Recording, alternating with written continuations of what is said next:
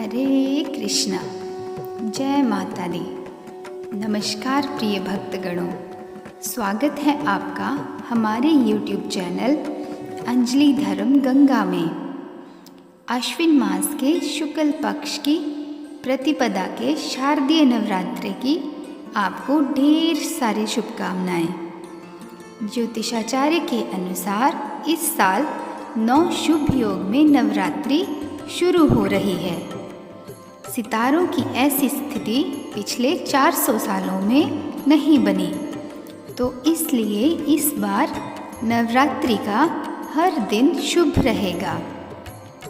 नवरात्रि के पहले दिन के आधार पर माँ दुर्गा की सवारी के बारे में पता चलता है। नवरात्रि में माता की सवारी का विशेष महत्व होता है।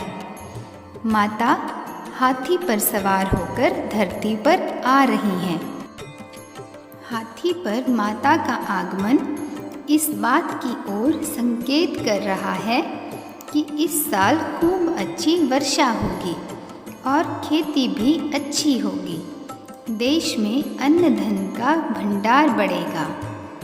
इस बार रविवार को नवरात्रि शुरू होने पर देवी हाथी पर सवार होकर आई हैं, जो कि सुख समृद्धि का संकेत है। इस दिन सर्वार्थ सिद्धि और रवि योग बनने से देवी की विदाई भी शुभ रहेगी। नवरात्रि का दूसरे दिन माँ दुर्गा के दूसरे रूप माँ ब्रह्मचारिणी को समर्पित है। माँ ब्रह्मचारिणी को ज्ञान और तप की देवी भी कहा जाता है। इस दिन सुबह उठकर नित्य कर्मों से निवृत्त होकर स्नान आदि करके स्वच्छ वस्त्र पहन लेने चाहिए और इसके बाद आसन पर बैठकर माँ ब्रह्मचारिणी की पूजा करनी चाहिए। उन्हें फूल, अक्षत, रोली, चंदन आदि अर्पित करने चाहिए। माँ को दूध, दही, घृत, मधु व शर्करा से स्नान कराकर माँ को भोग लगाना चाहिए। उन्हें पिस्ते की मिठाई का भोग लगाना चाहिए। फिर उन्हें पान, सुपारी, लौंग आदि अर्पित करने चाहिए और माँ के मंत्रों का जाप करना चाहिए। माँ के मंत्र हैं: या देवी सर्वभूतेषु माँ ब्रह्मचारिणी रूपेण संस्थिता, नमस्तस्यै नमस्तस्यै नमस्तस्यै नमो नमः। दधाना कर मध्याभ्याम अक्षमाला कमंडलू, देवी प्रसीदतु मयि ब्रह्मचारिण्यनुत्तमा। संस्कृत में ब्रह्मचारिणी का अर्थ है एक समर्पित महिला जो अपने गुरु के साथ अन्य छात्रों के साथ आश्रम में रहती है। वह महादेवी के नवदुर्गा रूपों का दूसरा स्वरूप है और उनकी पूजा नवरात्रि के दूसरे दिन नवदुर्गा की 9 दिव्य रातों तक की जाती है। देवी ब्रह्मचारिणी पार्वती का एक रूप है और सफ़ेद वस्त्र पहनती हैं। अपने दाहिने हाथ में जप माला और बाएं हाथ में कमंडलू रखती हैं। ब्रह्मचारिणी शब्द की उत्पत्ति 2 संस्कृत धातुओं से जुड़ी हुई है। ब्रह्मा, जिसका अर्थ है एक स्वयंभू आत्मा, पूर्ण वास्तविकता, सार्वभौमिक स्वव्यक्तिगत ईश्वर या पवित्र ज्ञान, और चारिणी उस व्यक्ति का स्त्रीलिंग संस्करण है जो चर्या है, जिसका अर्थ है व्यवसाय करना, आगे बढ़ना, व्यवहार करना, आचरण करना या अनुसरण करना। तो वैदिक ग्रंथों में ब्रह्मचारिणी शब्द का अर्थ पवित्र धार्मिक ज्ञान का अनुसरण करने वाली महिला से है। माँ ब्रह्मचारिणी की कथा अनुसार युवती पार्वती ने शिव से विवाह करने का संकल्प लिया था। उसके माता पिता उसे हतोत्साहित करने की कोशिश करते थे, लेकिन वह दृढ़ रहती थी और लगभग उन्होंने 5000 वर्षों तक तपस्या की है। इसी बीच देवता प्रेम और वासना के हिंदू देवता कामदेव के पास जाते हैं और उनसे शिव में पार्वती के लिए इच्छा उत्पन्न करने के लिए कहते हैं।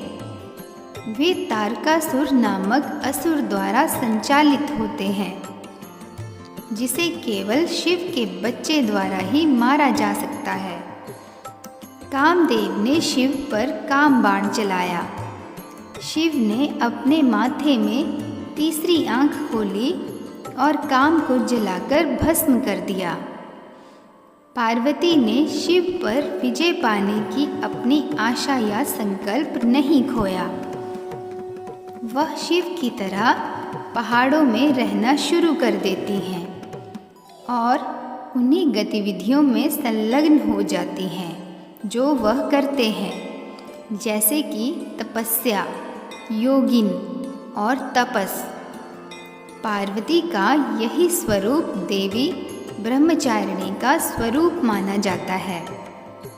उनकी तपस्या शिव का ध्यान आकर्षित करती है और उनकी रुचि जगाती है।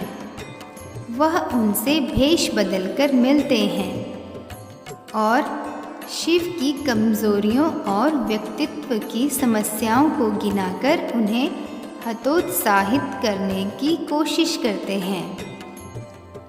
पार्वती ने यह सुनने से इनकार कर दिया और अपने संकल्प पर अड़ी रही।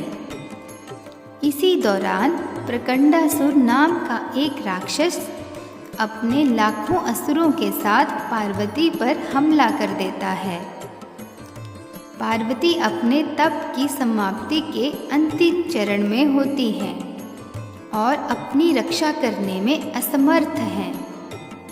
पार्वती को असहाय देखकर देवी लक्ष्मी और सरस्वती हस्तक्षेप करती हैं, लेकिन उनकी संख्या राक्षसों से अधिक होती है। कई दिनों की लड़ाई के बाद पार्वती के पास का कमंडलू गिर जाता है और सभी राक्षस उस बाढ़ में बह जाते हैं। अंत में पार्वती ने अपनी आंखें खोली, आग छोड़ी और राक्षसों को जलाकर राख कर दिया। ब्रह्मांड में शिव को छोड़कर हर कोई देवी पार्वती द्वारा किए गए तप से प्रभावित था।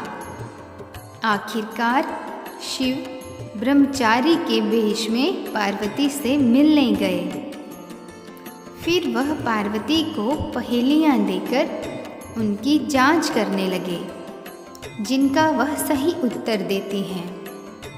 पार्वती के मस्तिष्क और सुंदरता की प्रशंसा करने के बाद ब्रह्मचारी ने उन्हें प्रस्ताव दिया, तो पार्वती को एहसास होता है कि वह शिव हैं और प्रस्ताव स्वीकार करती हैं।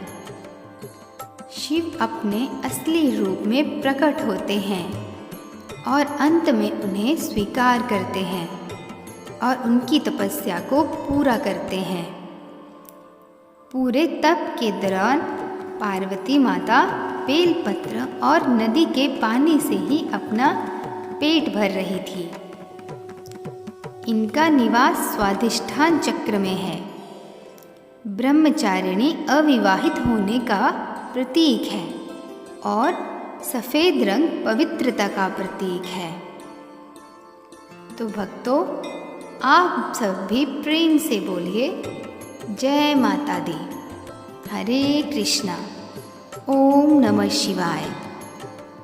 तो प्रिय भक्तगणों, आशा करती हूँ कि मेरे द्वारा नवरात्र के 9 दिव्य रूपों में से दूसरे रूप माँ ब्रह्मचारिणी रूप की कही गई यह कथा आपको बेहद पसंद आई होगी।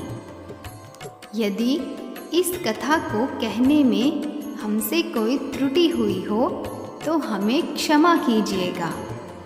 और हाँ, यदि आपको कथा पसंद आई हो तो चैनल को लाइक, शेयर और सब्सक्राइब अवश्य कीजिएगा। मिलते हैं नेक्स्ट वीडियो में। तब तक के लिए अपना ख्याल रखिए और अपनों का ख्याल रखिए। जय माता दी। नमस्कार।